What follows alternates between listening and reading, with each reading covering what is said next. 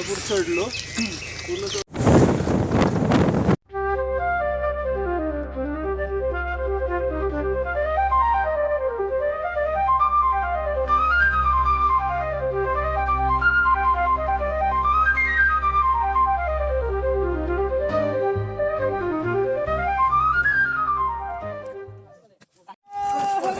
महादेव छत्रपती शिवाजी महाराज के जय.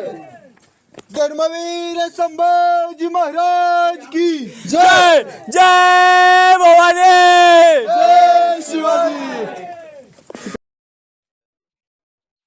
नमस्कार मित्रांनो, आज आपण आलो आहोत एका जबरदस्त ट्रेकवर. सह्याद्रीच्या कुशीत वसलेल्या कोथळीगड म्हणजेच पबनरागडावर. या ट्रेकमध्ये निसर्ग सौंदर्य, इतिहास आणि एक वेगळंच समाधान अनुभवायला मिळालं. चला तर मग सुरुवात करूया आपल्या ट्रेकच्या गोष्टीला. आमचा प्रवास सुरू झाला सकाळी ठाण्याहून. ट्रेनने थेट कर्जत स्टेशन गाठलं.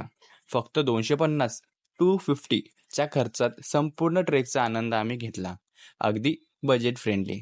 कर्जत स्टेशनवर उतरल्यावर स्टेशन जवळच असलेल्या एसटी डेपोत आलो. आम्हाला झालेला थोडा उशीर आणि सगळ्या एसटी तिथं जात नाही. मग आम्हाला 10ची मुरबाड एसटी मिळाली. तिने आम्हाला कशिडे फाटाजवळ सोडलं. प्रत्येकी 40 रुपये. तिथून इको, ओमनी, टॅक्सी सारख्या शेअर गाड्या तुम्हाला सोडतात डायरेक्ट सोलानपाडा. प्रत्येकी 40 रुपये. सोलानपाडा ट्रेकचा बेस. तिथून एक 6 किलोमीटर गड होता. सोलानपाडा ते पेठ हा रस्ता सरळ पण चढणीचा. मध्ये 3 किलोमीटर वर एक गाव लागतं पेठ. तिथून ट्रेकच्या खडतर प्रवासाला सुरुवात होते.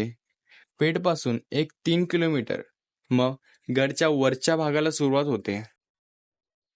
तर आता गंमत येते रस्ता चुकण्याची. पेठ गावात पोचलो की एक हॉटेल लागतं. हॉटेल भैरवनाथ.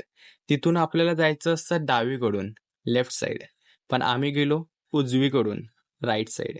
फोटोज वगैरे छान मस्त येतात. फक्त एवढंच की एक अर्धा तास प्रवास वाढतो बस. आता वळूया कोथळीगडच्या इतिहासाकडे.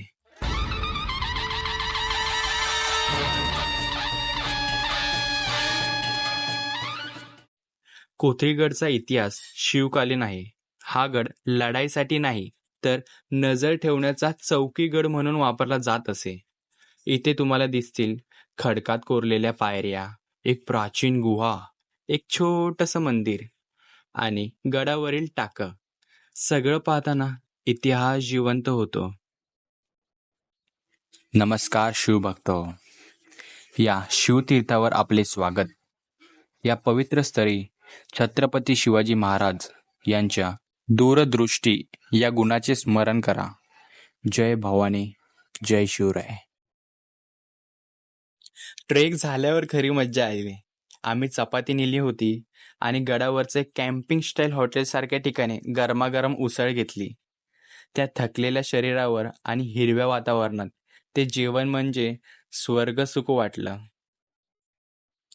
जेवताना, फोटो काढताना आणि थोडं आराम करताना आम्ही गडाचं सौंदर्य अनुभवत राहिलो. गडाच्या टोकावर गेल्यावर खरंच वाटलं की आपण एखाद्या विमानात आहोत. निसर्गाची भव्यता आणि आपल्या आयुष्यातली साधी क्षणांची मज्जा हाच खरा ट्रेकिंगचा अर्थ आहे. चांगलं वाटतंय काय?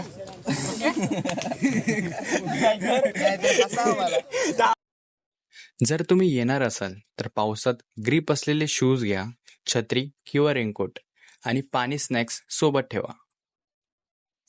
तर मित्रांनो, हा होता आमचा कोथळीगड ट्रेकचा अनुभव. इतिहास, साहस, जेवण आणि निसर्ग यांचे एक सुंदर मिलन. जर तुम्ही ट्रेकिंगला नवीन असाल तर हा ट्रेक नक्की ट्राय करा.